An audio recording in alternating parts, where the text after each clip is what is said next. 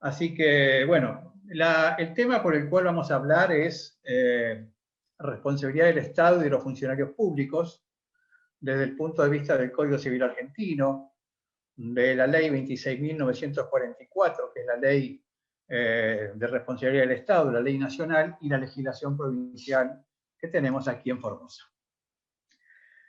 Había una vez, vamos a empezar como si fuera un cuentito, ¿no? No siempre el derecho fue tal como lo conocemos. Esta afirmación que parece lógica desde la perspectiva de la evolución de la sociedad nos obliga a señalar que en la antigüedad las relaciones jurídicas estaban gobernadas solamente por el derecho civil. La noción de derecho público era inexistente, sencillamente porque en las monarquías la palabra del monarca era suficiente fundamento para establecer lo que estaba permitido y lo que estaba prohibido. El derecho civil, que hunde sus raíces en el derecho romano y se expande aún después de la invasión de los bárbaros en el año 476, regía, y lo sigue haciendo, las relaciones privadas entre las personas, derecho privado que está regido por lo que conocemos como justicia conmutativa.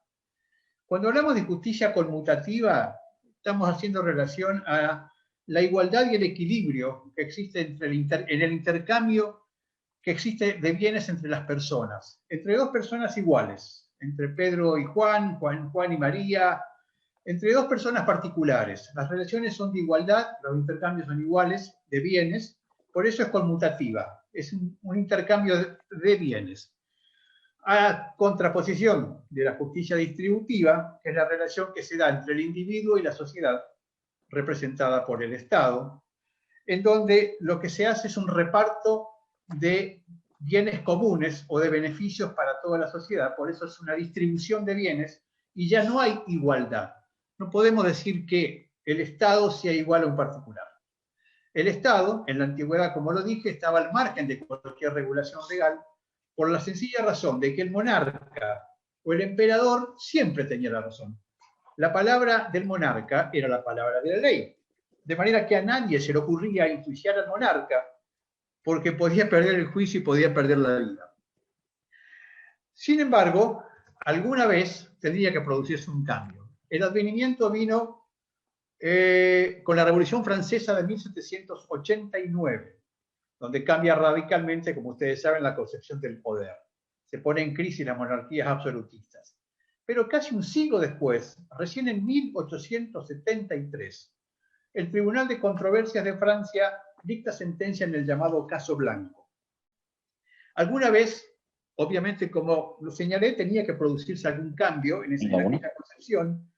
Consolidada la Revolución Francesa, cambia radicalmente la concepción del poder. En el campo del derecho, a veces los cambios demoran un poquito más, y no en vano se admite, creo que todos lo sabemos, que las modificaciones legislativas usualmente van detrás de los acontecimientos y la jurisprudencia de los tribunales. Tuvieron que pasar casi 100 años, como ven en el gráfico, para que en 1873 el Tribunal de Controversias de Francia dictara sentencia en el llamado Caso Blanco. El llamado Caso Blanco, tal como se lo conoce, fue tan importante que lo consideran como el inicio del derecho administrativo. Sintéticamente podemos decir que se trataba del reclamo por el daño sufrido por una niña de apellido Blanco, atropellada y herida por un vagón de una empresa de tabaco que administraba el Estado. El padre de la menor acudió entonces a los tribunales civiles reclamando al propio Estado una indemnización por los daños sufridos por su hija y los intereses consecuentes, al entender que el Estado era responsable civilmente por los daños causados por los dependientes del Estado. No es nada extraño en nuestro tiempo, pero en aquel momento era un reclamo bastante inédito, no se acostumbraba a reclamarle al Estado. Lo cierto es que el caso, por esa ausencia de antecedentes, pasó a lo que se denomina en Francia el Tribunal de Conflictos del Consejo de Estado, quien determinó por primera vez que no se podía dirimir por vía del derecho civil el reclamo del señor Blanco. Sencillamente porque no había igualdad de partes entre el Estado francés y el señor Blanco. De manera que si lo que se buscaba era responsabilizar al Estado y a sus dependientes por los daños causados por los empleados de la tabacalera francesa, lo que se decidió es que ese reclamo tenía que realizarse ante un tribunal administrativo y no ante un tribunal civil. Señalando también por primera vez que las relaciones derivadas de la prestación de un servicio público eran sustancialmente diferentes a las que se fundan en el derecho civil. No se pueden aplicar al Estado las reglas válidas para las relaciones de particular a particular. Eso lo dijo expresamente el fallo en el caso Blanco, en 1873, hace no más de 150 años. Es decir, se distinguía claramente a la persona jurídica, Estado, de los particulares, a partir de los distintos intereses que persiguen. El bien común, en el caso del Estado, los intereses particulares, en el caso del segundo. A partir de aquí, y sin perjuicio de todas las corrientes del pensamiento jurídico que se observan en el ámbito del derecho, claramente debemos diferenciar que en materia de responsabilidad del Estado tenemos una esfera que la juzga desde el punto de vista del derecho civil y otro que la juzga desde el punto de vista del derecho administrativo. Y si bien es cierto que las tensiones entre civilistas y administrativistas no se dieron, una cosa es determinar en qué fuero se van a resolver los conflictos, civil y comercial el uno, contencioso administrativo el otro, y otra cosa es muy distinta es precisar qué normas jurídicas vamos a aplicar para este último. Vamos a un ejemplo práctico. Un conflicto civil en la provincia de Formosa se tramita ante los juzgados civiles y comerciales de primera instancia. Tenemos ahí en Capital, tenemos en Clorinda, tenemos en La Lomita y en el Colorado.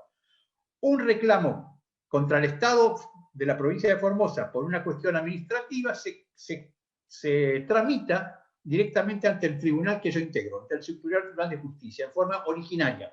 No se puede tramitar en ningún otro tribunal. De manera que cada esfera tiene sus propias normas, como lo vamos a ver enseguida. Hasta el año 2014, vamos a hablar ya de la República Argentina, vamos a entrar en nuestra situación. Lo que teníamos era el Código Civil. El Código Civil, el viejo Código Civil de Vélez Arfield, que ustedes saben, fue reformado en el 2014. El artículo 1112 del Código Civil establecía que los hechos y las omisiones de los funcionarios públicos en el ejercicio de sus funciones, por no cumplir sino de manera irregular las obligaciones legales que tenían impuestas, estaban comprendidas en las disposiciones de este título. O sea, establecía que la legislación civil iba a regular la responsabilidad de los hechos y las omisiones de los funcionarios públicos que cumplieran de manera irregular sus funciones. En cualquier ocasión, no. Como dice el 1112, cuando cumplan irregularmente con las obligaciones legales que deben cumplir en el ejercicio de sus funciones. También teníamos en el Código Civil de Vélez Arfield el artículo 1109 y el 1113. El 1109 establece la obligación de reparar el daño causado cuando este es producto de la ejecución de un hecho donde mediare culpa o negligencia. Y la obligación, el 1113, la obligación de reparar un daño se extiende a los daños que causaren los que están bajo la dependencia o de las cosas de que se sirve. Para trasladarlo al Estado, por el 1113 se podía responsabilizar al Estado por los daños que causaban los dependientes del Estado, ergo, los funcionarios públicos o los empleados públicos. Pero atención, el 1109, el 1113, el 1112 no hablan exactamente de responsabilidad del Estado. Hablan de los funcionarios, Hasta aquí primaba entonces, seguía primando el concepto de irresponsabilidad del Estado cuando actuaba en el campo del derecho público. ¿Derivado de qué? Del viejo aquel concepto de soberanía, de que al Estado no se le podía demandar. Diseñado en el siglo XIX, admitiéndose solo la responsabilidad acotada de los funcionarios públicos por mandato de aquel artículo 1112. Hasta que la Corte dijo lo suyo. Y aquí sí quiero hacer una reivindicación. Yo antes les dije de que generalmente las reformas legislativas van atrás de los hechos. A ver, voy a tirar una ley muy conocida porque tuvo mucha difusión. La ley de interrupción voluntaria del embarazo es una ley que viene atrás de los hechos. Primero se gesta el hecho, la necesidad, y después se sanciona la ley. Aquí la Corte, como no había normas que pudieran determinar la responsabilidad del Estado nacional, derivada de aquellos artículos, había que hacer una interpretación muy atravesada, hablando de los funcionarios o de los empleados públicos, dicta un fallo en el año 1933, donde por primera vez se admite la responsabilidad extracontractual del Estado. Cuando hablamos de responsabilidad extracontractual del Estado, estamos hablando de todo lo que el Estado hace, menos lo que hace por contratos. Por ejemplo, cuando el Estado firma un contrato de obra pública, se hace una responsabilidad contractual. Todo lo que el Estado hace fuera de lo que es un ámbito contractual es responsabilidad extracontractual. En Devoto, en este caso, en el fallo Devoto, la Corte establece la responsabilidad del Estado citando los artículos 1109, que ya vimos, y 1113 del Código Civil. Es decir, hace una interpretación de esas dos normas. El caso Devoto se puede resumir en lo siguiente. Era la demanda que los dueños de un campo promovieron contra el gobierno nacional por los daños ocasionados por un incendio generado por las chispas desprendidas de un brasero que habían utilizado los empleados del correo, que era nacional, mientras realizaban sus labores. Por ahí prepararon mate a la mañana temprano, por ahí hicieron un asado, la cuestión que las chispas se expandieron por todo el campo, se generó un gran incendio, y el daño, ¿quién se hacía cargo del daño? La Corte estableció que hubo una conducta negligente, claramente negligente, de los empleados de correo, que eran empleados del Estado. Por lo tanto, el tribunal, la Corte, dijo que si el daño se había producido por culpa o negligencia de los empleados del Estado, debía extenderse aquella responsabilidad al Estado mismo por aplicación de los artículos que recién vimos, el 1109 y el 1113 del Código Civil. 5 años después, la misma Corte dicta el fallo en el caso conocido como Ferrocarril Oeste, 1938, donde nuevamente hizo responsable al Estado por la expedición defectuosa realizada por sus dependientes de un certificado del registro de la propiedad de la provincia de Buenos Aires. Es decir, el registro de propiedad de la provincia de Buenos Aires expide un certificado defectuoso. La persona con ese certificado quiere hacer una operación inmobiliaria y fracasa. Fracasa porque el certificado expedido estaba mal hecho. Realiza una demanda por los daños que le causó la frustración de esa operación inmobiliaria, por lo que dejó de ganar por esa operación inmobiliaria que no la pudo hacer porque el certificado estuvo mal hecho, y la Corte le da la razón. La Corte extiende los límites de la responsabilidad del Estado en los artículos 1112 y 1113 del Código Civil. Hasta aquí, la jurisprudencia de la Corte comienza a llenar aquellos vacíos que la legislación, el viejo Código de Vélez, todavía no había previsto en cuanto a responsabilidad del Estado como tal. Hablábamos de la responsabilidad de los funcionarios o de los empleados, no del Estado como tal. Un poco más acá, ya en el año 1984, la Corte Suprema dicta sentencia en el caso Badel. El caso Badel también fue un caso parecido al anterior, al de Ferrocarril Oeste, porque hubo una expedición irregular de un certificado emitido por el registro de la propiedad de la provincia de Buenos Aires. Parece que los muchachos se equivocaban bastante seguido en la querida provincia de Buenos Aires. Pero aquí, en el precedente Badel, por primera vez, la Corte habla de el concepto de falta de servicio. Introduce el concepto de falta de servicio. Vuelve a citar el artículo 1112 del Código Civil, porque en algún artículo tenía que citar la responsabilidad para hacerse la cargo a la provincia de Buenos Aires, pero introduce el concepto de falta de servicio y señala la Corte que quien contrae la obligación de prestar un servicio, en este caso la provincia de Buenos Aires, a través de su registro, tenía que expedir los certificados de dominio de las propiedades en regular forma, tenía que hacerlo bien. Para el caso del registro de propiedad inmueble, lo debe realizar en condiciones adecuadas para llenar el fin por el que ha sido establecido, siendo el Estado, en este caso la provincia de Buenos Aires, ¿no?, responsable de los perjuicios que causare su incumplimiento irregular. A partir del caso Badel, ninguna duda existió sobre la responsabilidad del Estado, directa y objetiva, porque se hace mención a la falta de servicio. Esto es objetivo, es un hecho objetivo que va más allá de la culpa o la negligencia del funcionario o del empleado. Está hablando de falta de servicio. Cuando el Estado no cumple adecuadamente el servicio al que está llamado a cumplir, incurre en responsabilidad en caso siempre de que se produzca un daño a alguna persona. Pero como vemos, toda esta construcción de responsabilidad se sustentaba en aquellos viejos artículos del Código Civil.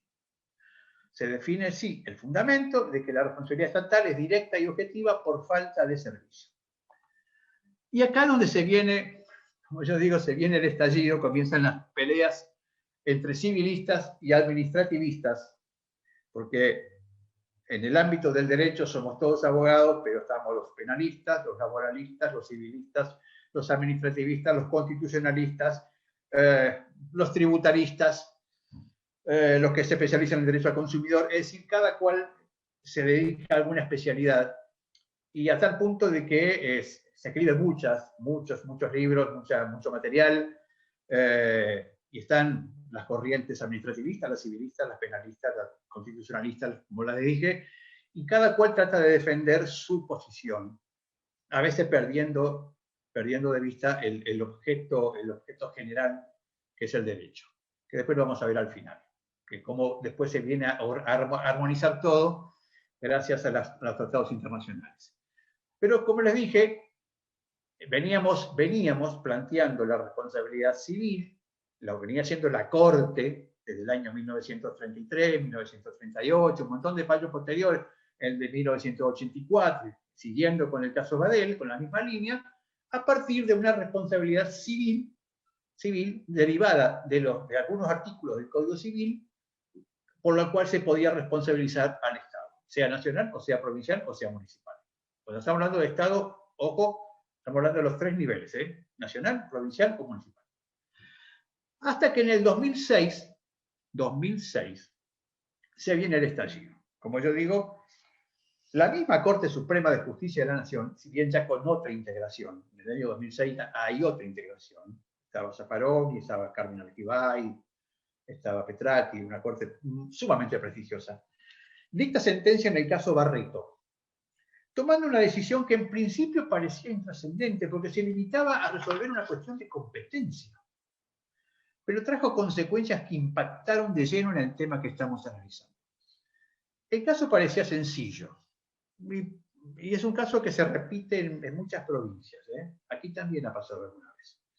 El matrimonio Barreto, que tenía domicilio en la capital federal, promueve una demanda contra la provincia de Buenos Aires y un funcionario provincial, un agente de policía, por los daños y perjuicios sufridos a raíz de la muerte de la hija de ambos, como consecuencia del obrar antirreglamentario del agente policial.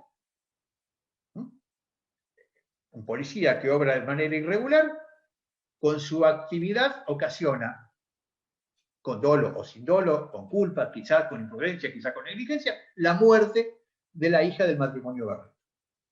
Plantean la demanda civil por responsabilidad por los daños y perjuicios y el daño moral ocasionado. Llega a la Corte, ¿y la Corte qué dice? La Corte dice que se declara incompetente. Dice, no, esto no lo podemos resolver desde el punto de vista civil, porque la cuestión planteada es una materia administrativa.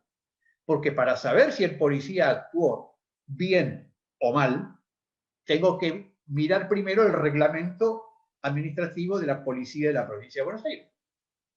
El reglamento de policía de la provincia de Buenos Aires es un reglamento administrativo. Por lo tanto, tengo que mirar primero si existió violación a las normas administrativas, a los deberes administrativos, para recién después ver si existe responsabilidad. Pero claro, está hablando de una responsabilidad ya de tipo administrativa y deja de lado el concepto de causa civil que venía sosteniendo. Sostuvo la Corte en Barreto que decidir la cuestión de fondo, para decidir la cuestión de fondo, hay que analizar primero si el funcionario había cumplido con los reglamentos administrativos que estaba obligado a cumplir. Como las reglamentaciones son administrativas de la provincia, y esa es una facultad no delegada de la provincia a la nación, termina diciendo que la responsabilidad pasa a ser administrativa y por ende se debe dirimir en el ámbito provincial.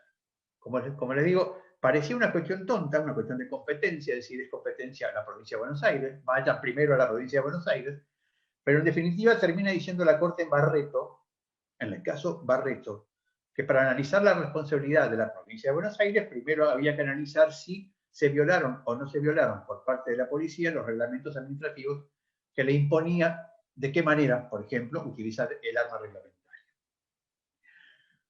En el artículo 121 de la Constitución de la Nación, les recomiendo que lo miren muy seguido, se establece que todas aquellas materias que no han sido delegadas expresamente, no tácitamente, expresamente, por las provincias a la nación, son de competencia provincial. Son todas de competencia provincial. ¿Cómo sabemos las que fueron delegadas? Bueno, en el caso de la legislación es fácil. Vayan al artículo 175, inciso 12, y ahí van a ver qué tipo de legislación puede dictar la nación, qué tipo de legislación la provincia, las provincias, nosotras, las provincias, le hemos delegado a la nación que dicte determinada legislación. Y ahí está el Código Civil, el Código Comercial, el Código Penal, las leyes del trabajo. Pero no están las normas administrativas. En ningún momento las provincias le han delegado a la nación que dicte normas administrativas. Esas siguen siendo facultades propias, exclusivas, excluyentes de las provincias. Por lo tanto, la Corte dice en Barreto, como lo que hay que analizar es una cuestión administrativa, lo debe de analizar la provincia de Buenos Aires en función de las normas administrativas. Comienza ahí, como yo digo, y lo tira el dibujito, empieza a haber juristas en conflicto. Administrativistas por un lado, civilistas por el otro. Hay que ponerse en contexto, estamos hablando ya del año 2013-2014, donde se venía la reforma grande del Código Civil, la reforma que se hizo en el Código Civil, que se terminó aprobando en el 2014 y entró en vigencia el 1 de agosto del 2015, esa reforma que fue motorizada por Ricardo Lorenzetti, por Elena Hayton, por Aida Gemmelmacher, y en la que participaron un centenar de juristas de todo el país, algunos conocidos de Formosa porque han venido aquí a tomar exámenes, etc. Bueno, en ese contexto es que se da este fallo. Entonces, es como que ahí comienzan los civilistas a decir, nos están sacando a nosotros la potestad de regular las normas sobre responsabilidad del Estado.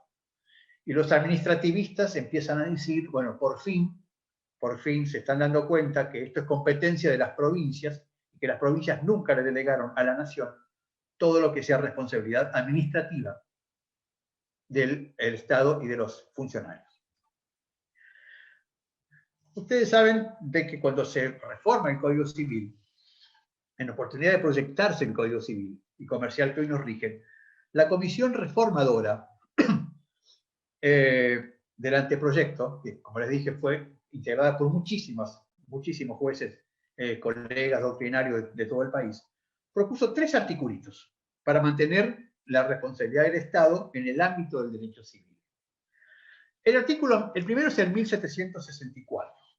Proponía que el Estado debía responder objetivamente, el Estado, está hablando por primera vez del Estado, no como los anteriores que hablaba del funcionario, debía responder objetivamente por los daños causados por el ejercicio irregular de sus funciones, sin que fuera necesario identificar a su autor. Es decir, el Estado respondía siempre, aun cuando se desconociera la identidad del funcionario que actuaba irregularmente. Piénsese, por ejemplo, en los daños que puede causar a manifestantes la represión o o las medidas que toman adelante un número indeterminado de miembros de fuerzas de seguridad para disolver esa manifestación. Cuando no se sabe, a veces, a ver, ese caso típico del 2001, diciembre del 2001, no se sabe qué funcionario policial en concreto, con nombre y apellido, apretó el gatillo que terminó matando a cerca de 40 personas en Plaza de Mayo, en aquellos días tan asiagos. No podemos saberlo. Por lo tanto, es imposible orientar la demanda a un funcionario determinado. Si esto lo hubiéramos hecho con el Código Civil viejo, hubiera sido muy difícil. Hubiéramos tenido que recurrir a la jurisprudencia de la Corte para responsabilizar al Estado por los daños causados por sus dependientes, ergo por sus policías. Entonces, lo que dice aquí sí, la norma que se proyectó, después vamos a ver cómo esto termina, el artículo 1764, era que no hacía falta responsabilizar, identificar al funcionario o al empleado que incumplía con sus funciones. Para tales fines se debía apreciar el tipo de servicio que estaba en juego. Sigamos con el ejemplo de la fuerza de seguridad, que es muy simple de entender.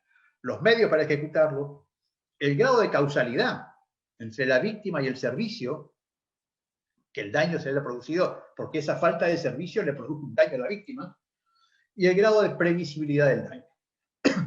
Ahora bien, a través del artículo siguiente, del 1765, proyectado, la comisión redactora especificó la concreta responsabilidad del funcionario y del empleado público cuando causaren daños a terceros. Acá está hablando del funcionario y del empleado público.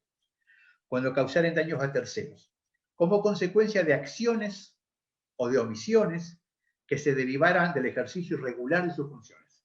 Acciones son lo que yo hago, omisiones son lo que yo dejo de hacer estando obligado a hacer. Cuando se causaren daño a terceros como consecuencia de acciones u omisiones que se derivaran del ejercicio irregular de sus funciones, entraba a jugar la responsabilidad del funcionario público o del empleado público. La misma norma, si ustedes se dan cuenta, al final, dice que esa responsabilidad era concurrente con la del Estado. Es decir, el afectado demandaba a ambos y ambos debían responder. Yo, perjudicado, podía demandar o debía demandar o podía al Estado Nacional y al comisario fulano, en forma conjunta. Y los dos tenían que responder en forma concurrente. Finalmente, el artículo 1766, el último proyectado en la materia, establecía la responsabilidad del Estado por actividad lícita. Y aquí vamos a una distinción que comienza a perfilarse en este momento. Hasta ahora veníamos hablando de la responsabilidad del Estado por falta de servicio. Responsabilidad objetiva o directa por falta de servicio. Es decir, por actividades que podríamos decir eran ilícitas. Porque al ver un cumplimiento irregular del servicio, podemos decir que se está rozando la ilicitud. Aquí se habla de responsabilidad de daños derivados por actividad lícita, que puede causar perjuicio a los particulares. El proyecto preveía también la responsabilidad por actividad lícita, es decir, por la prestación de un servicio que en principio no es irregular, ni tiene un contenido ilícito. Se daba cuando se sacrificaban, como dice la norma, intereses de los particulares con un desigual reparto de cargas públicas. Acuérdense de ese concepto, desigual reparto de cargas públicas. Es decir, cuando algunos sufren con mayor intensidad la afectación de algunos intereses en comparación con otros. En el ejemplo que yo había dado en clase aquella vez por invitación de Becho Granada, hablábamos de los daños, porque justo eran los tiempos que se estaba haciendo la peatonal aquí en Formosa, la continuidad de la calle Rivadavia, del 25 de mayo de España. Los daños que debían soportar los propietarios, frentistas, que están, o con viviendas o unidades comerciales que estaban sobre la Rivadavia, que si ustedes se acuerdan, tuvieron casi un año y medio, con la calle toda rota, no se podía transitar. Hubo algún perjuicio invocado por algunos comerciantes porque había comercio muy importante en ese tramo de Rivadavia entre 25 y España, y muchos usuarios, por ahí no teníamos ganas de meternos entre los escombros, íbamos a otros negocios, con productos análogos para no participar de esa obra en construcción en forma involuntaria, porque estaban todo el tiempo trabajando. Bueno, esa es una actividad lícita del Estado. Nadie le puede atribuir a la municipalidad que está haciendo algo ilícito, está haciendo una obra pública, en beneficio de los vecinos. Hoy estamos disfrutando de la peatonal. Pero en ese momento, cuando se estuvo haciendo, por supuesto que traía perjuicios o sacrificaba los intereses de algunas personas que tenían sus negocios o sus viviendas en ese tramo que se estaba construyendo. Ahí es donde puede entrar a jugar la responsabilidad cuando afecta a, digamos, a unas restricciones por encima de otras. Cuando se le pide a algunas personas una carga particular de sufrimiento que no nos pedían al resto de la comunidad de la ciudad de los que vivíamos aquí. Esos fueron los 3 artículos que proyectó la Comisión Reformadora del Código Civil. Pero, como dice la canción de Rubén Blades, sorpresa te da la vida. Y lo que finalmente se aprobó y se promulgó el 7 de octubre del 2014 y entró a vigencia el 1 de agosto del 2015. Fueron 3 artículos completamente distintos. Completamente distintos. Nadie sabe qué pasó en la comisión, si esto pasó en diputados, si esto pasó en los senadores, si fue un plenario. La cuestión es que se metieron 3 artículos completamente distintos a lo que se habían proyectado. El primer artículo, fíjense que los números son iguales, ¿eh? Los números son iguales, 1764, 1765 y 1766. El primer artículo, en 1764, fue dejado de lado, el anterior, y en su lugar se determinó, con el mismo numerito, que las disposiciones de este título no son aplicables a la responsabilidad del Estado de manera directa ni subsidiaria. Es decir, se refiere a todo el título 5 del Código Civil que se estaba aprobando, que va desde el artículo 1708, si tienen un Código Civil a mano, hasta el 1780 inclusive. Ninguna de esas normas podía aplicarse en materia de responsabilidad del Estado. ¿Qué quedaba fuera con ese artículo? El que está vigente, ¿no? Aclaremos que este es el artículo que está vigente. ¿Qué queda fuera? Por ejemplo, el principio de autonomía de la voluntad, el deber de prevención del daño, que fue una institución novedosa que estableció sí la reforma, eso sí fue muy bueno, actuando de buena fe, el concepto de antijuridicidad, que está en el artículo 1717, las causales de justificación del daño, prevista en el artículo 1718, los factores de atribución objetivos y subjetivos, el concepto de caso fortuito o fuerza mayor. Ojo que esto se usa, el Estado puede, ya lo vamos a ver más adelante, ampararse en no ser responsable de alguno de sus actos cuando hay caso fortuito o fuerza mayor. Pero ninguna norma administrativa me está diciendo dónde hay caso fortuito o fuerza mayor. Me tengo que ir al artículo 1730 del Código Civil. Pero me están diciendo que está prohibido, no puedo hacer eso. No me puedo regir por ese artículo. El concepto de daño, el mismo concepto de daño. El principio de reparación plena, que después vamos a aclarar esto. Reparación plena es reparar todo tipo de daño, sea patrimonial o sea extrapatrimonial, daño material o daño moral.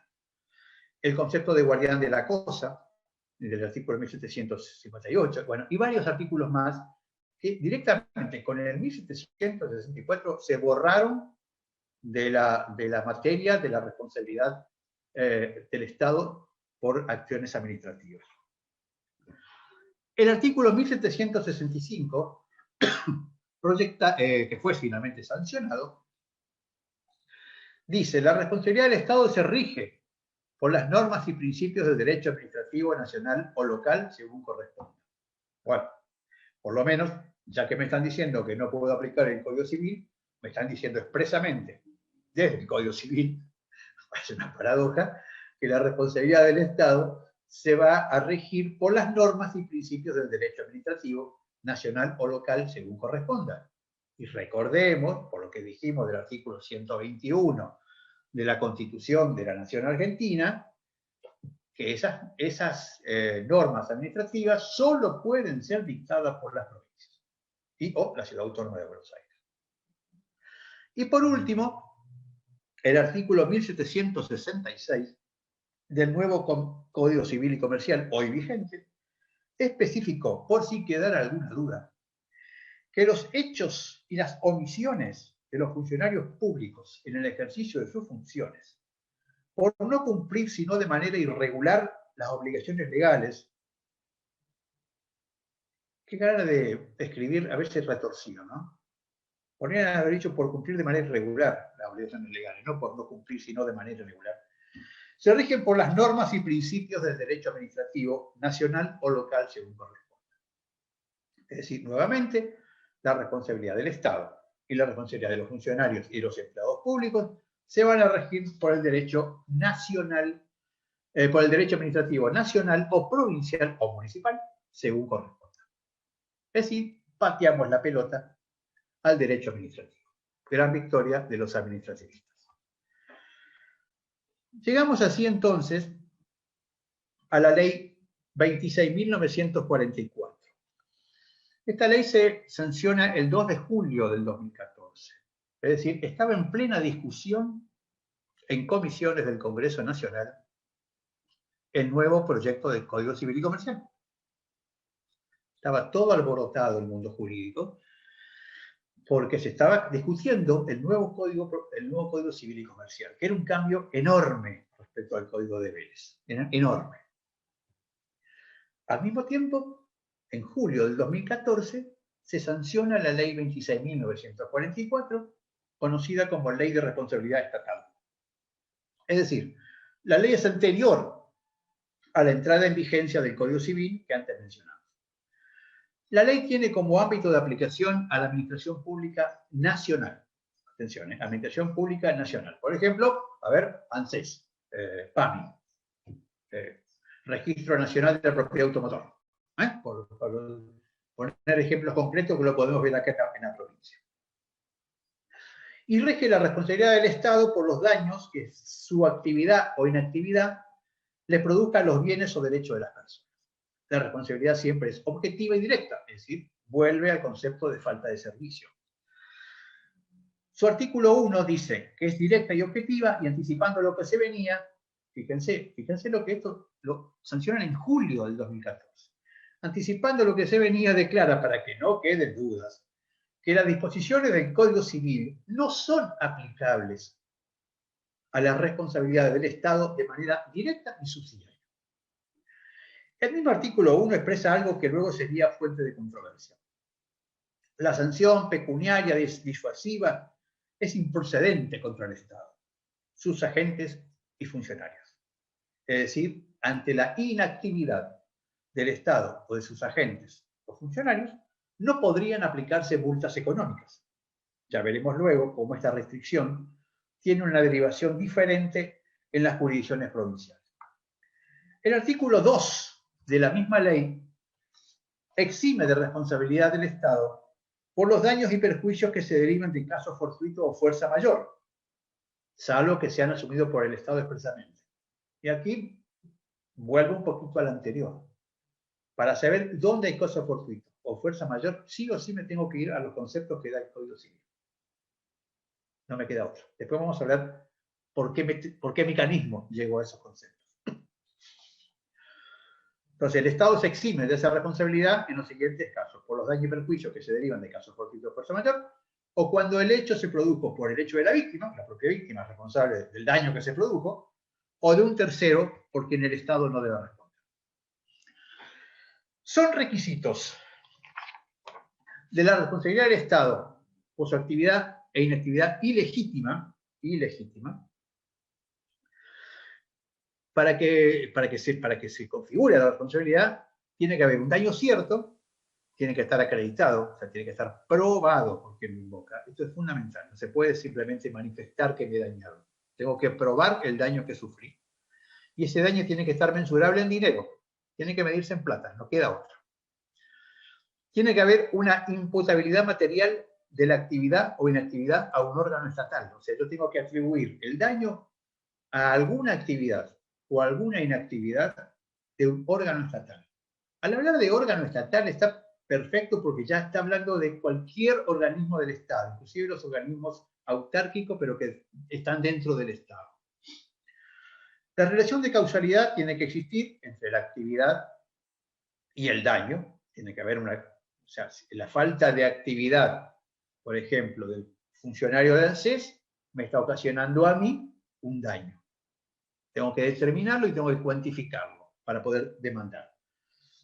Y la falta de servicio.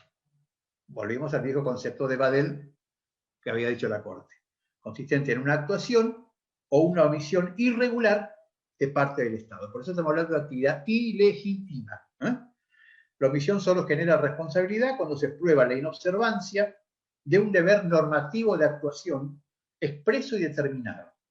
Es decir, primero debo probar la existencia de la norma que le impone al funcionario actuar de esa manera. Luego tengo que probar que el funcionario no cumplió con esa norma que le imponía actuar de esa manera. Luego tengo que probar que ese incumplimiento a mí me ocasionó un daño material o moral. Después veremos lo de moral, viene por interpretación, la ley no lo dice expresamente. Y recién ahí puedo ejecutar la acción de responsabilidad contra el Estado. Ahora bien, también introduce aquí ya la ley 26.944 el concepto de responsabilidad por actividad legítima, que es lo que vimos antes en caso de la obra pública que se hace que perjudica a algunos vecinos mientras la obra pública se está haciendo. Tiene que haber un daño cierto y actual, o sea, no hipotético, no es algo que puede llegar a pasar, daño cierto que se produzca en ese momento, que esté debidamente probado por quien invoca y también, de nuevo, mensurable en dinero. Tiene que haber otra vez una imposibilidad material de la actividad a un órgano estatal. Tiene que haber una relación de causalidad directa, inmediata y exclusiva entre la actividad estatal y el daño. Ojo con lo de exclusiva. Ojo con lo de exclusiva, porque aquí es donde el Estado se reserva una cuestión de, como diciendo, no me demanden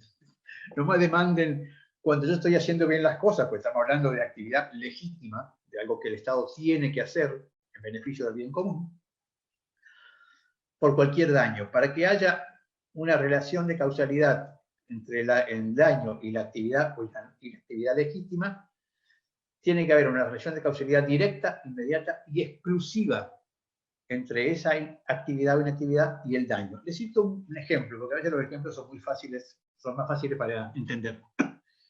En el año 1989, o sea, mucho antes de esta ley, la Corte, otra vez la Corte, que venía perfilando todos estos conceptos, estableció la doctrina de la exclusividad. Cuando la actividad del Estado es legítima, o sea, cuando no se discute que el Estado tiene que hacer lo que está haciendo, para que se pueda reclamar un daño, tiene que haber exclusividad en esa actividad que hace el Estado y la producción del daño. La causa Ledesma del año 1989 la había iniciado la fábrica de papel Ledesma, muy conocida de Tucumán, y la azucarera, porque la Secretaría de Comercio de la Nación, en aquel entonces, 1989, había establecido unos aranceles de importación de determinadas medidas que a la fábrica Ledesma se consideraba perjudicada, porque le alteraba todas las reglas de juego. Entonces promueve una demanda contra la Secretaría, contra el Estado, por esa actividad legítima, porque la Secretaría podía hacerlo, nadie le discutía que podía fijar aranceles mayores o menores, pero la Corte se lo rechaza. La Corte le rechaza porque dice que el problema de la baja productividad de Ledesma, de azúcar, en ese tiempo, no era solamente por los aranceles que le había aplicado la Secretaría de Comercio, sino también porque era el auge de los sustitutos del azúcar. ¿Se acuerdan cuando empiezan a aparecer los edulcorantes, la década del 80? Y por la baja de los precios internacionales del producto. Es decir, había un problema en el mercado internacional del azúcar, bajaron todos los precios, por lo tanto la rentabilidad de las empresas nacionales bajaron también, y por lo tanto el daño que pudo obtener la azucarera Ledesma no se debía solamente a la actividad de la Secretaría de Hacienda o de Comercio Exterior de la Nación, sino a esos otros dos factores. Están metiendo edulcorantes por un lado y están bajando los precios del azúcar por el otro. No había exclusividad en la actividad del Estado que pudiera generar un reclamo por responsabilidad del Ledesma hacia el Estado Nacional. Nuevamente, tiene que haber ausencia del deber jurídico de soportar el daño, o sea, yo no tengo por qué estar obligado a soportar un daño en la actividad legítima, y tiene que haber un sacrificio especial en la persona dañada, diferenciado del que sufre el resto de la comunidad. Es lo que hablamos antes de los frentistas de la calle Rivadavia mientras se hacía la peatonal. La responsabilidad del Estado por actividad legítima es siempre de carácter excepcional. Ojo con esto. Está poniendo otro freno la ley. Es de carácter excepcional. En ningún caso procede la reparación del lucro, cesante, es decir, de lo que el particular pudo haber dejado de ganar. A ver, volviendo al viejo ejemplo de los frentistas de la calle Rivadavia mientras se hacía la peatonal, podrían, no sé si lo hicieron, la verdad que no tengo idea, creo que no hubo reclamos hasta ahora, podrían hacer un reclamo por si se produjo algún daño material en la infraestructura o en la estructura de sus negocios que les haya perjudicado materialmente. Pero no podrían reclamar por lo que dejaron de ganar mientras estaban haciendo las obras. En ningún caso, dice la ley nacional, procede la reparación por lucro cesante.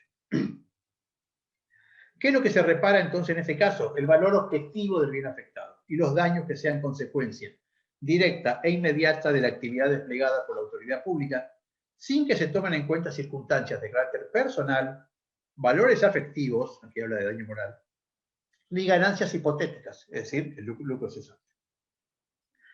El último párrafo del mismo artículo trae una exclusión que también generó profundas controversias. Los daños causados por la actividad judicial legítima del Estado no generan derecho a indemnización. Parece excluir el llamado error judicial, como fuente de responsabilidad estatal, pero eso no impide el reclamo de la indemnización. Cuando se comprueba que la actividad judicial excedió el marco del error y se convierte en prevaricato. Aquí quiero reivindicar a la Constitución de Formosa. Yo siempre reivindico la Constitución de Formosa, sobre todo la primera, ¿no? La del 57, porque fue de avanzada. ¿Ustedes sabían de que el artículo 22 de la Constitución provincial sigue vigente? Establece la responsabilidad del Estado por el error judicial. ¿Lo establece? Yo no tengo registro de que se hayan demandado al Estado provincial por errores judiciales graves, por supuesto, y que son graves, obviamente. La Convención Americana de Derechos Humanos lo establece. La Convención Americana es muy posterior, muy posterior. Por eso reivindico este articulado de la Constitución de Formosa, que ya en la década del 50, fin de la década del 50, hablaba del error judicial como fuente de responsabilidad del Estado. De manera que aquí, por ejemplo, esta norma, si estuviera vigente esta norma, no está vigente porque está en la ley nacional, esta norma sería totalmente inconstitucional, porque la provincia sí recepta la responsabilidad del Estado por error judicial. Por el artículo 6 de la ley nacional, dice que se excluye también al Estado por la responsabilidad derivada de la actuación de concesionarios o contratistas de servicios públicos, por ejemplo, el daño que puede ocasionar una deficiente conexión eléctrica realizada por la concesionaria del servicio. El Estado ahí no se hace responsable. Se hace responsable el contratista. Y después, bueno, se establece el plazo para demandar, que es de 3 años, computados a partir de la verificación del daño. Y el interesado, el artículo 8, dice que puede deducir la acción indemnizatoria junto con la de nulidad de actos administrativos. Sabemos como en la provincia de Formosa está mejor legislado. Está mucho mejor legislado. Puede pedir la acción de indemnización junto con la nulidad del acto jurídico. Y finalmente el artículo 9 establece que la inactividad o inactividad de los funcionarios y agentes públicos en el ejercicio de sus funciones, por no cumplir sino de manera irregular, incurriendo en culpa o dolo de las obligaciones legales que le están impuestas, los hace responsables de los daños que cause.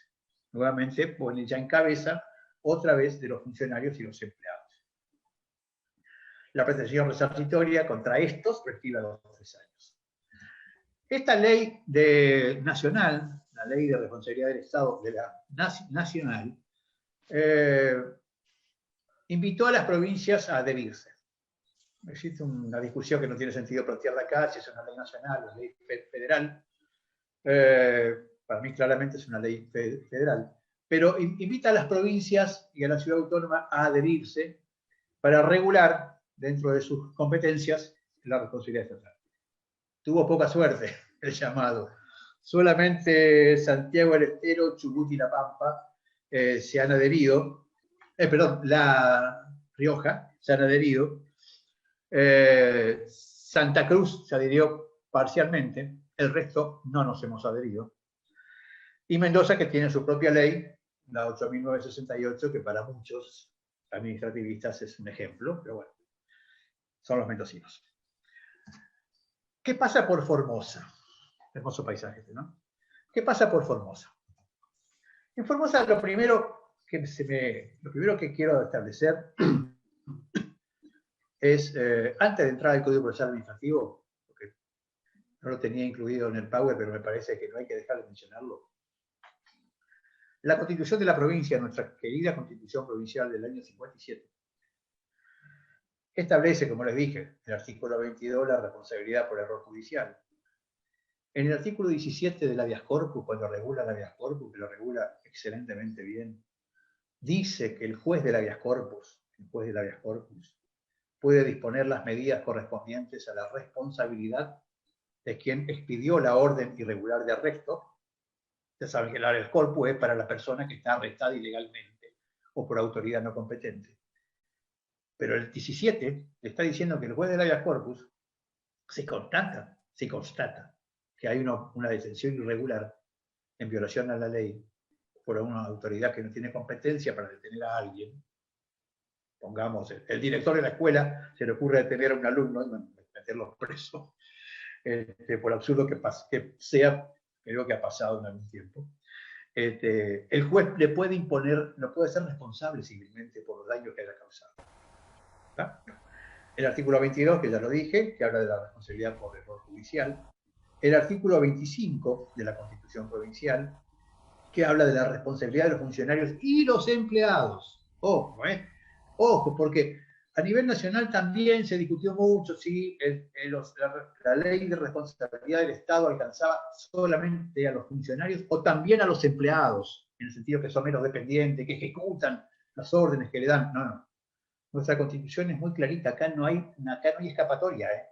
Acá la responsabilidad es de los funcionarios y de los empleados, por los daños causados a la provincia y a terceros, por extralimitación o por cumplimiento irregular de sus funciones.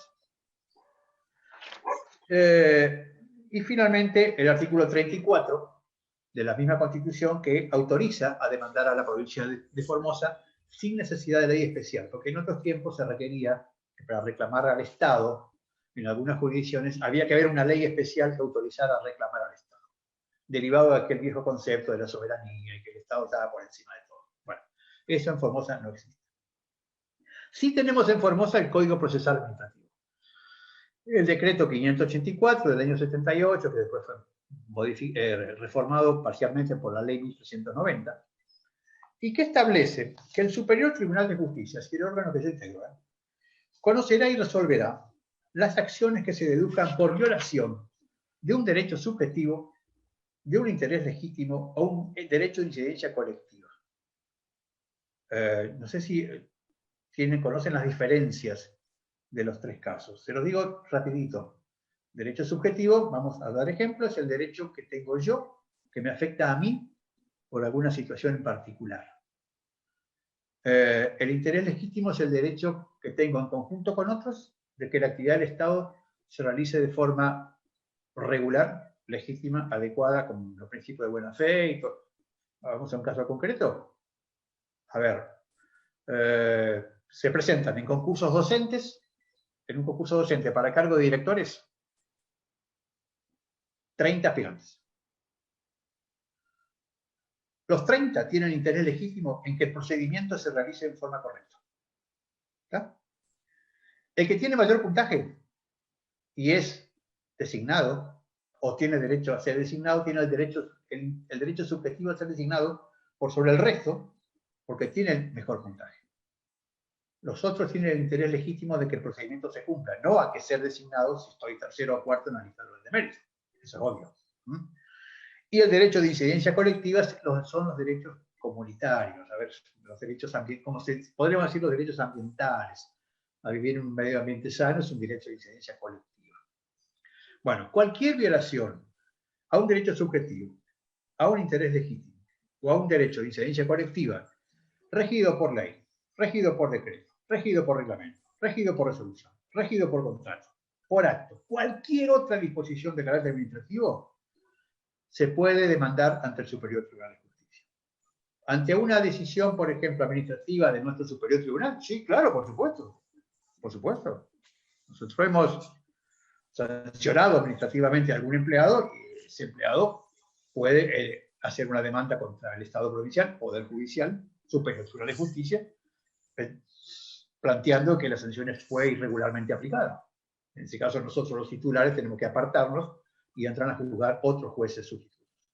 Pero puede, cualquier acto administrativo. La provincia, en ese sentido, la ley, el Código Procesal Administrativo es amplísimo. Cualquier acto o disposición de carácter administrativo se puede demandar ante el Superior Tribunal de Justicia. Como estamos hablando de ley, de acto, de reglamento, de resolución, de contrato, de disposición administrativa, estamos hablando de la actividad legítima del Estado. También, el artículo 3º dice que no se va a regir por esta ley aquellos casos en que se reclame la reparación de los daños ocasionados por agentes, cosas o hechos cuando no se produzcan como resultado del incumplimiento o en relación a una vinculación especial de derecho público. Es un poco entrevesada la redacción aquí, sí, pero estamos hablando de los casos de actividad ilegítima. Cuando el agente obra en incumplimiento a una vinculación de derecho público, está obrando ilegítimamente, da derecho a que se reclame la reparación por los daños causados.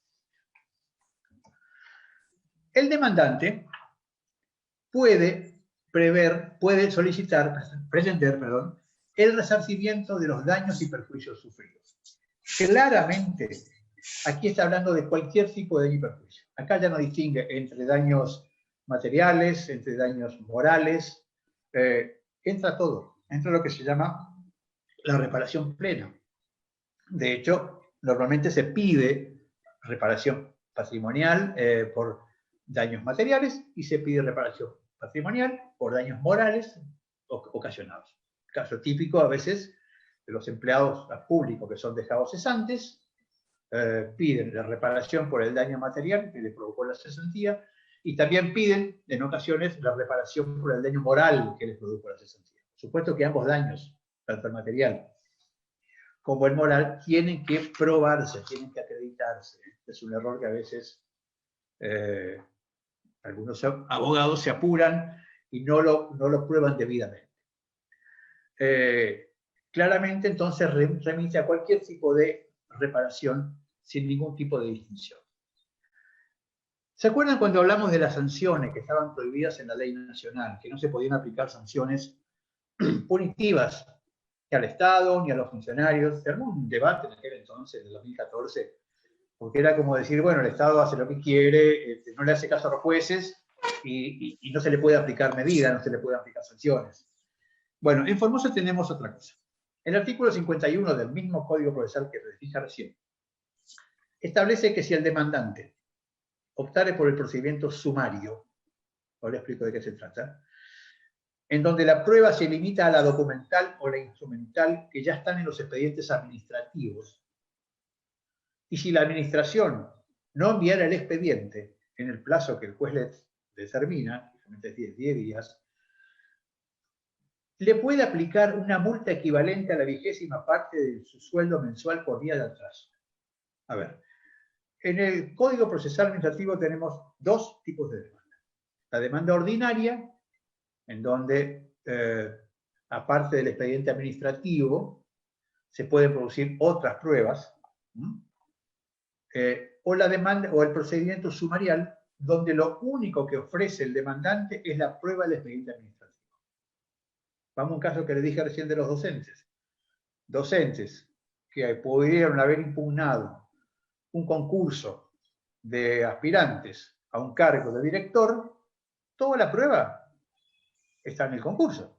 No hay otra. No hay otra. No hay testimoniales, no hay pericias, no hay otro tipo de pruebas.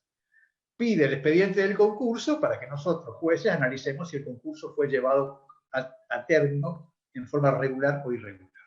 Si es en forma regular, se rechaza la demanda; si es en forma irregular, seguramente se hará lugar al reclamo.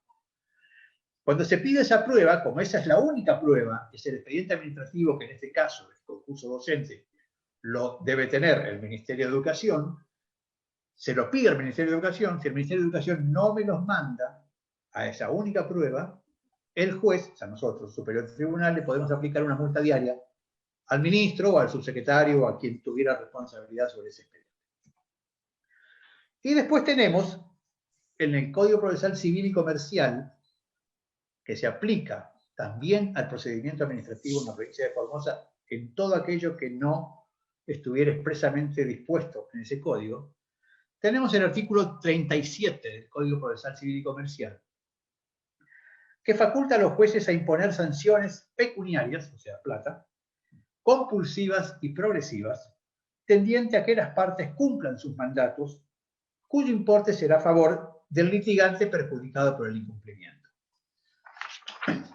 Si el Estado es parte en un litigio donde se intenta demostrar su responsabilidad por alguno de los motivos que antes vimos, nada impide, por aplicación de este artículo del 37, que se aplique a los funcionarios responsables las sanciones pecuniarias compulsivas y progresivas hasta que se cumpla con la manda judicial. Esto se hace muy común, ¿eh?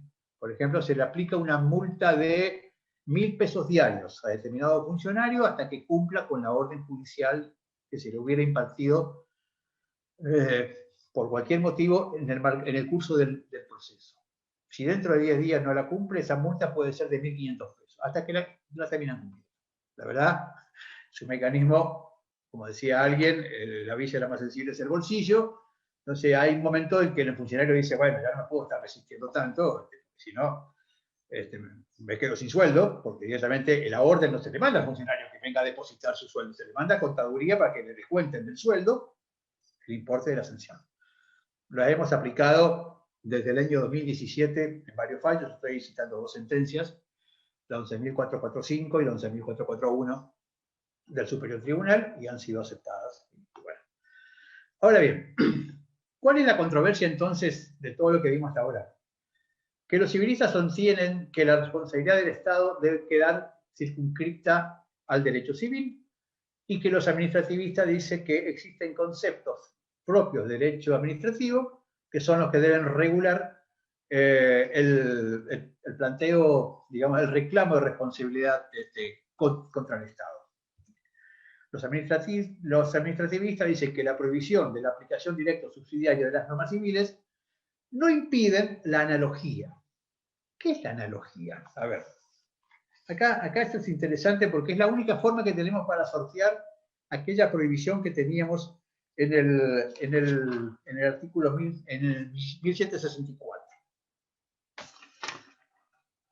La analogía en el derecho no es más que un método, un mecanismo, un instrumento, por el cual una norma jurídica se extiende por identidad de razón a casos no comprendidos en ella.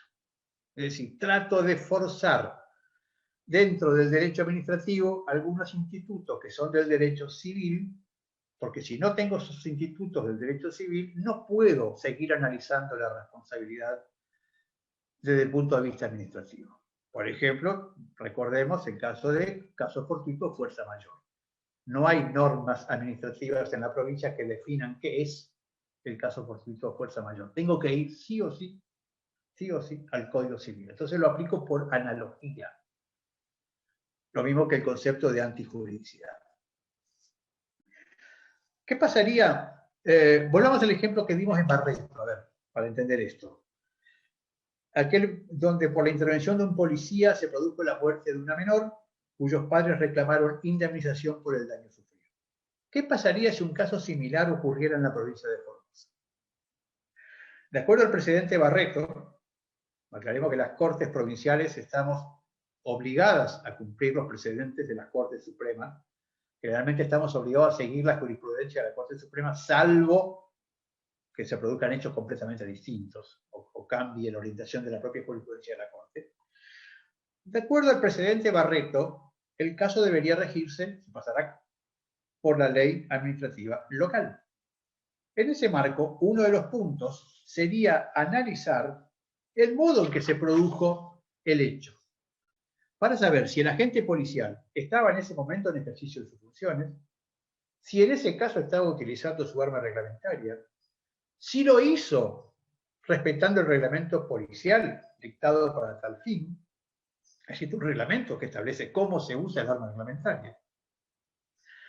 Si el disparo que produjo el daño se realizó mientras la gente estaba de servicios, pero incumpliendo las obligaciones que el reglamento le imponía, aparece configurada en principio la responsabilidad estatal. Pero si el arma se dispara porque la gente se cae, o por alguna otra razón que pueda esgrimirse como el caso fortuito o fuerza mayor, el juez, para analizar estos últimos conceptos, deberá aplicar por analogía la disposición contenida en el artículo 1730 del Código Civil. Es decir, si tuviéramos un caso Barreto en Formosa, claro que lo hemos tenido, ¿eh? No exactamente así, de un policía que sin querer mata a una niñita, pero sí de una muerte accidental en una vivienda donde el policía deja el arma arriba de un estante, y viene un chiquito, la toma y pasó lo que pasó. Ahí hubo negligencia, ¿ah? Hubo negligencia de la agente policial porque coloca un arma cargada, sabiendo que por reglamento él no la puede dejar cargada en otro lado, la tiene que tener siempre consigo, o dejarla descargada. Hay negligencia y por lo tanto hubo responsabilidad del policía y responsabilidad del Estado, que tiene que responder por la negligencia del funcionario policial. Pero sí o sí tenemos que recurrir a normas que son propias del Código Civil para poder fundar esa responsabilidad administrativa en el ámbito de la provincia. Como se ve en el ejemplo, no se trata de oponer sistemas jurídicos, sino de integrarlos en busca del objetivo mayor, que es resolver el conflicto. Los jueces tenemos que resolver el conflicto, no hacer teorías jurídicas, resolver los conflictos y reparar el daño ocasionado, tomando en consideración lo que dejamos para el final, pero no por ello de menor importancia en orden de apelación, sino porque justamente es lo que debe iluminar el sistema jurídico en su totalidad. Me estoy refiriendo al plexo de tratados internacionales que fueron incorporados a la Constitución Nacional en la reforma de 1994 y se encuentran detallados en el artículo 75, inciso 22 de la Carta Magna, especialmente los tratados de derechos humanos. Hoy ya nadie pone en duda la plena aplicación de los tratados internacionales, cuya interpretación debe hacerse conforme a la jurisprudencia de los tribunales internacionales. A ver si soy claro. El más conocido es el Tratado Internacional de Derechos Humanos de Costa Rica, el Pacto de San José de Costa Rica. Por el artículo 75, inciso 22, lo tenemos que aplicar, operativamente tenemos que aplicarlo internamente, la nación y las provincias. ¿Qué interpretación le hacemos a alguna de las normas de ese tratado? ¿Cómo interpretamos esas normas de ese tratado? Las tenemos que interpretar de acuerdo a lo que interpreta la Corte Suprema de Justicia de la Nación, pero también la Corte Interamericana de Derechos Humanos con sede de Costa Rica y las opiniones consultivas que emite un órgano que está por debajo de la Corte, que es la Comisión Consultiva del Tratado Internacional de Derechos Humanos de Costa Rica. Si la Corte Interamericana estableció que determinada cláusula tiene esta interpretación, los estados nacionales no pueden apartarse de esa interpretación. Esto ya lo dijo nuestra Corte Suprema de Justicia de la Nación en los recordados casos Envergian contra Sufovich, un problema de derecho a réplica, y en Giroldi, el primero en 1992 y el segundo en 1995. El gran principio que surge de los tratados internacionales es no dañar a otro, que es el que tenemos nosotros en nuestro artículo 19 de la Constitución Nacional. Nadie puede ser penado por acciones privadas de los hombres en cuanto causen perjuicio a terceros. O sea, no dañemos a otro. Si dañamos a otro, los principios que surgen de los tratados internacionales es que tenemos que responder por el daño que causemos a otro, aún si quien lo causa sea el Estado. Y el derecho de toda persona a ser oído ante un tribunal imparcial para la delimitación de sus derechos de cualquier naturaleza. Eso implica que tengo derecho a reclamar si ha sido dañado por el Estado, por alguna actividad legítima o ilegítima del Estado, porque no cumplió correctamente sus funciones, tengo derecho a reclamar, tengo derecho a que el Estado, el Poder Judicial de cada Estado, me reconozca mi legitimidad para reclamar y me reconozca la reparación que corresponda en función del daño que estoy acreditando, que estoy probando.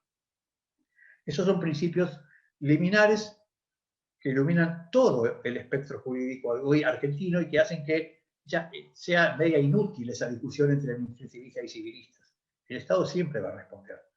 Si responde por derechos administrativos, como lo hacen las provincias, o si respondía, como antes, por mandato del Código Civil. Siempre tiene que responder.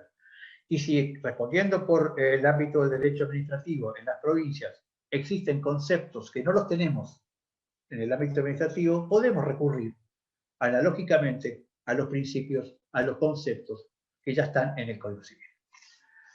En definitiva, podrán existir mejores o no tan buenas leyes sobre la responsabilidad del Estado y de sus funcionarios. Seguirán discutiendo civilistas y administrativistas sobre cuál es el mejor sistema normativo para regular el modo de reclamar por los daños causados por el Estado y sus dependientes. ¿Podrán alguna vez las provincias adherirse todas al régimen nacional o mantendrán cada una su plena autonomía en la materia, como se los garantiza el artículo 121 de la Constitución Nacional? Lo que ya no puede dejar de reconocerse es la plena responsabilidad del Estado nacional, provincial o municipal, de sus funcionarios, de sus empleados, por los daños derivados tanto de su actividad legítima como de su actividad ilegítima, o por los perjuicios derivados de la omisión en la prestación de servicios estatales. Será, y de hecho lo es, de eso trabajo, tarea de los jueces determinar los alcances de la responsabilidad estatal en cada caso, teniendo en cuenta aquellos principios incorporados a los tratados internacionales de ineludible aplicación, los fines del Estado moderno y el respeto por los derechos humanos.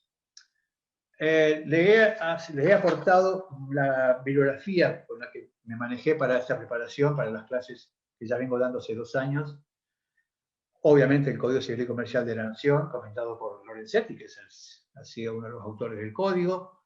Un artículo muy bueno de Fernando García Pugliese, administrativista. Un artículo muy bueno de Enrique Müller, gran amigo de Formosa, civilista. Un gran artículo de Chamila Gijena, administrativista. Y otro de Alejandro Andrada, que también es administrativista. Ahí van a ver los debates entre ellos, muy respetuosos, por cierto, obviamente. No piense que se matan a trompadas, son debates muy buenos, y realmente a los que nos interesa el tema es enriquecedor leerlos. Y bueno, ha sido lo que me pareció que teníamos que hablar de responsabilidad del Estado, todo el debate que se vino dando desde antes, desde la época en que no se concebía que el Estado pudiera ser responsable, hasta hoy que se considera que sí. El Estado es absolutamente responsable y debe responder siempre por los daños causados. Y bueno, quedo abierto a las preguntas que quieran hacer sobre este tema o el que quieran, obviamente no se acoten a esto. Muchas gracias. Estuvo muy bueno. Muchas gracias a usted por estar con nosotros acá, que generalmente le contaba a mi compañero de que me encanta que cuando le llamé a usted con una alegría, me dijo, sí, yo quiero participar, y la verdad que para mí fue sorprendente. Y bueno, le damos las gracias por venir a compartir todo lo que sabe. Para nosotros tener una personalidad como usted es un honor. Así que muchas gracias, y no sé si alguien quiere preguntar algo. Igual pasé también en el chat el resumen que usted me pasó la otra vez por correo. Sí. Y sí. Y bueno, también Sí, a los presentes, para decirle que a todos los que estuvieron presentes se le va a dar una constitución provincial. me parece bien. Sí, yo hice un pequeño resumen que se lo había pasado en su momento al doctor Granada, que es más o menos una síntesis de lo que está aquí, para que lo puedan tener como material de estudio sin perjuicio de consultar la bibliografía que les mencioné. Y bueno, para mí ha sido realmente una satisfacción, la verdad que me gustan mucho estos espacios. Hay hay un debate que se da mucho entre los jueces, ¿no? De que si los jueces tenemos que hablar o no hablar.